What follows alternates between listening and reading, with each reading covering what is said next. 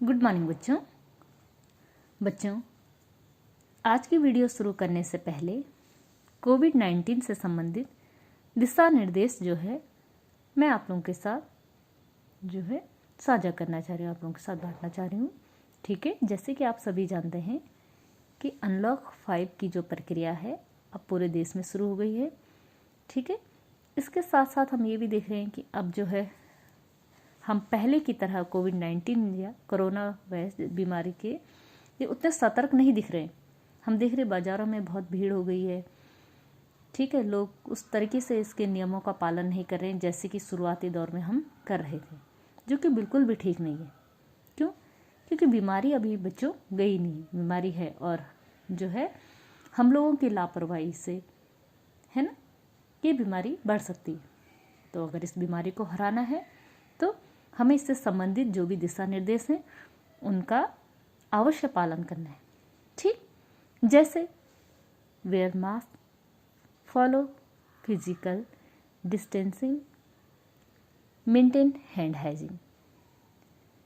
Mask पहने, एक दूसरे से निश्चित दूरी बनाए रखें तथा अपने हाथों को स्वच्छ रखें। वेयर मास्क प्रॉपरली, सही तरीके से मास्क पहने। Stay at least 6 feet from others, आपस में कम से कम 6 फीट की दूरी बनाए रखें। Wash your hand frequently, always with soap and water for at least 20 second. अपने हाथों को कम से कम 20 सेकंड तक समय समय पर पानी और साबुन से धोते रहें। ठीक है, remember, do not touch your face, do not share food और ड्रिंक्स विद अदर। याद रखें कि अपने चेहरे को न छुएं तथा किसी अन्य के साथ भोजन तथा पीने की चीज़ें न बांटें। तो बच्चों, मैं आशा करती हूँ कि आप इन नियमों का अवश्य पालन करेंगे। ठीक है, और अन्य लोगों को भी इन नियमों का पालन करने के लिए प्रेरित करेंगे। ठीक है, चलिए तो आज का जो है वीडियो हम स्टार्ट करते हैं। तो आपको याद होगा कि पहली वीडियो में जो है खान पान की बदलती तस्वीर पार्ट 14 हम लोगों ने पढ़ा था। ठीक है, और आज हम इसको आगे कंटिन्यू करते हैं, आगे पढ़ देंगे। ठीक, यहाँ तक हम पढ़ चुके थे इसको कि किस प्रकार से जो है खान पान की जो बदलती तस्वीर है या खान पान की जो मिश्रित संस्कृति है वो किस प्रकार से जो है सांस्कृतिक समन्वय में भी अपना योगदान दे रही है। ठीक, किस प्रकार से एक राज्य की दूसरे राज्य के लोग जो है खान पान के द्वारा संस्कृतियों से परिचित हो रहे हैं या एक राष्ट्र के लोग दूसरे राष्ट्र से। आप समझ रहे हैं?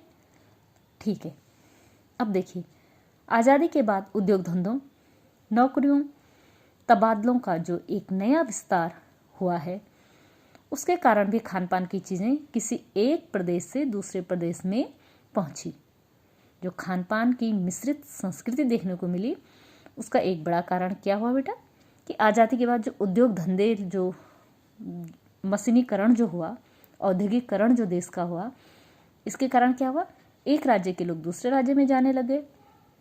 ठीक है, नौकरियों में, सरकारी नौकरियों में तबादले होने लगे या प्राइवेट सेक्टर में जो है एक राष्ट्र के लोग दूसरे जो है एक प्रदेश के लोग दूसरे प्रदेश में जाने लगे। तो इस प्रकार से क्या हुआ, भोजन और खाने पीने की चीज़ें एक प्रदेश से दूसरे प्रदेश के लोगों को इसका जानकारी होने लगी। बड़े शहरों में मध्यम वर्गीय स्कूलों में जब दोपहर के टिफिन के वक्त बच्चों के टिफिन डिब्बे खुलते हैं तो उनमें विभिन्न प्रदेशों के व्यंजनों की एक खुशबू उठती है।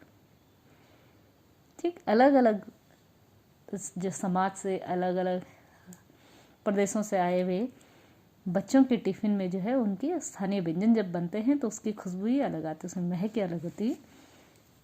हम खान पान से भी एक दूसरे को जानते हैं, बिल्कुल हम खान पान से भी एक दूसरे को जानते हैं। अगर कोई कहता है कि मुझे छोले भटूरे बहुत पसंद है पराठे बहुत पसंद है, तो हम समझ जाते हैं कि ये उत्तर साइड के, पंजाब साइड के। लस्सी बहुत पसंद है जी, है ना, तो समझ जाएंगे जरूर पंजाब या हरियाणा से होंगे। या कोई कहे कि ढोकला बहुत पसंद है ना, या और कुछ कहे, या कोई साउथ जैसे कोई कह दे कि मुझे जो है सांभर बहुत पसंद है, तो हम समझ जाएंगे कि अच्छा इनको सांभर पसंद है, तो इसका मतलब दक्षिण भारतीय हो सकते हैं, है ना। तो खान पान से भी एक दूसरे को जानने समझने में लगते हैं। इस दृष्टि से देखें तो खान पान की नई संस्कृति में हमें राष्ट्रीय एकता के लिए नए बीज भी मिल सकते हैं, है ना। सबसे पहले हम किसके द्वारा एक दूसरे को पहचानते हैं? खान पान के द्वारा ही एक दूसरे को, फिर उसका पहनावा, फिर उनकी भाषा, फिर उनकी संस्कृति, और इस तरीके से खान पान की जो बदलती तस्वीर सामने आई, ये कहीं ना कहीं राष्ट्रीय एकता को भी बढ़ावा दे रही है। दे रही कि नहीं दे रही? अब पंजाब का आदमी या पंजाब के नागरिक जो है वो ढोकला भी पसंद करते हैं खाना, ठीक, वो सांभर भी पसंद करते हैं, वो इडली भी पसंद करते हैं, और साउथ के लोग उत्तर भारतीय भोजनों को भी पसंद करते हैं। तो इस तरह से राष्ट्रीय एकता का भी एक माध्यम बन रहे हैं, ठीक। मसलन हम उस बोली बानी भाष भूषा आदि को भी किसी न किसी रूप में ज़्यादा जानेंगे जो किसी खान पान विशेष से जुड़ी हो, है ना। इसी के साथ ध्यान देने की बात यह है कि स्थानीय व्यंजनों का पुनरुद्धार भी जरूरी है। पुनरुद्धार यानी जो पहले ज़माने में जो भोजन बनते थे, जो स्थानीय व्यंजन थे, ठीक है, वो अब कहीं खोते से जा रहे हैं, वो कहीं समाप्त से होते जा रहे हैं। तो उनको भी जो है, उनको भी प्रोत्साहन मिलना, उनको भी बढ़ावा देना बहुत ज़रूरी है। अब एथनिक कहकर पुकारे जाने का चलन बढ़े। अब जो है पुराना जो भोजन स्थानीय व्यंजन था, उनको क्या भोजन कहा? एथनिक फूड, है ना। ऐसे स्थानीय व्यंजन केवल 5 सितारा होटलों के प्रचारार्थ ही छोड़ दिए गए। 5 स्टार होटल, 7 स्टार होटल, बड़े बड़े जो होटल्स हैं, उनमें जो है एथनिक फूड करके जो स्थानीय व्यंजन है वहाँ मिलते हैं, ठीक है। आम जनजीवन में, या आप कहेंगे स्ट्रीट फूड जो बोलते हैं ना हम लोग, जो हिलियों में, उधर जो है ये स्थानीय व्यंजन थोड़ा कम ही देखने को मिलते हैं, पर घरों बाजारों से गायब हो जाए, यह एक बड़ा दुर्भाग्य है ना। अच्छी तरह बनाई पकाई गई पूड़ियाँ, कचौड़ियाँ, जलेबियाँ भी अब बाजारों से गायब होती रहीं। मौसमी सब्जियों से भरे हुए समोसे भी अब कहाँ मिलते हैं। उत्तर भारत में उपलब्ध व्यंजनों की भी दुर्गति हो रही। जो पहले पूड़ियाँ, कचौड़ियाँ, जलेबियाँ या मौसमी सब्जियों से भरे समोसे जो है ज़्यादा धीरे धीरे जो है ये स्थानीय फूड धीरे धीरे कम होते जा रहे हैं, इनकी लोकप्रियता धीरे धीरे कम होती जा रही। क्यों? क्योंकि अब पैकिंग फूड ने इनकी जगह ले ली है, ठीक है। अचरज नहीं कि पहले उत्तर भारत में जो चीज़ें गली मोहल्लों की दुकानों में आम हुआ करती थी, उन्हें अब खास दुकानों में तलाशना पड़ता है। यह भी एक कड़वा सच है कि कई स्थानीय व्यंजनों को हमने तथाकथित आधुनिकता के चलते छोड़ दिया और पश्चिम की नकल में बहुत ऐसी चीज़ें अपना ली जो स्वाद, स्वास्थ्य और सरसता के मामले में हमारे अनुकूल नहीं है। जैसे पैकेट फूड है ना, चिप्स हैं, ये पैकेट बंद फूड है, इन्होंने ज़्यादा, अब दुकानों में आप देखेंगे आपको चिप्स जो है या कुरकुरे या अन्य जो भी पैकिंग फूड है वो आपको हर दुकान में मिलेगा, लेकिन आपको स्थानीय व्यंजन, आपको पेड़े, आपको कचौड़ियाँ, ये जगह जगह नहीं मिलेंगी, है ना। हो यह भी रहा है कि खान पान की मिश्रित संस्कृति में हम कई बार चीज़ों का असली और अलग स्वाद नहीं ले पा रहे हैं। अक्सर प्रीति भोजों और पार्टियों में एक साथ ढेरों चीज़ें रख दी जाती हैं और उनका स्वाद गड़बड़ हो जाता है, ठीक है।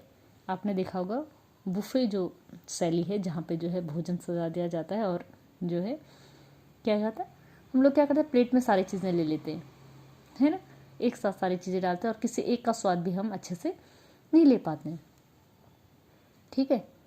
हम उसका लापरवाही नहीं उठा रहे हैं, हम अक्सर एक ही प्लेट में कई तरह की और कई बार तो बिल्कुल विपरीत प्रकृति वाले व्यंजन परोस लेना चाहते हैं। इसलिए खान पान की जो मिश्रित विविध संस्कृति बनी है और लग यही रहा है कि यही अधिक विकसित होने वाली है, उसे तरह तरह से जांचते रहना जरूरी है। ठीक है, लेखक का कहने का तात्पर्य है कि जो खान पान की जो मिश्रित संस्कृति है उसमें इतनी बुराई नहीं है जितनी बुरी तरीके से हम उसको अपना रहे हैं ना, वो इतनी बुरी नहीं है। संस्कृति अच्छी है, मिश्रित संस्कृति खान पान की बहुत अच्छी है, लेकिन क्या हमें जो है अपना विवेक जो है प्रयोग करना चाहिए कि हमें भोजन को कैसे खाना है, किस तरीके से खाना है, कौन सी चीज़ें हमारे स्वास्थ्य के लिए लाभदायक हैं, कौन सी नहीं हैं। जब हम ये समझ के भोजन को स्वीकार करेंगे, भोजन को अपनाएंगे, तो ये ज़रूर हमें फ़ायदा देगा, है ना। तो आज जो है आपका ये पाठ खान पान की बदलती तस्वीर, ठीक है, ये पाठ आपका यहाँ पे समाप्त हो रहा है। ठीक है, आप लोग इस पाठ को अच्छे समझ चुके हैं। और बेटा आप लोग देख रहे हैं जिस तरह से मैंने अपनी पुस्तक में जगह जगह जो है कठिन शब्दों के नीचे रेखांकित किया है इनको, आप भी जो है जो भी आपको कठिन शब्द अपनी पाठ्य पुस्तक में लगते हैं उनको एक पेज में कठिन शब्द ऊपर लिखेंगे आप लोग, और उसके नीचे कठिन शब्दों को लिखने का प्रयास करेंगे। इससे जो है आपकी भाषा की शुद्धता बनी रहेगी, आपको मात्राओं का ज्ञान होगा। ठीक है।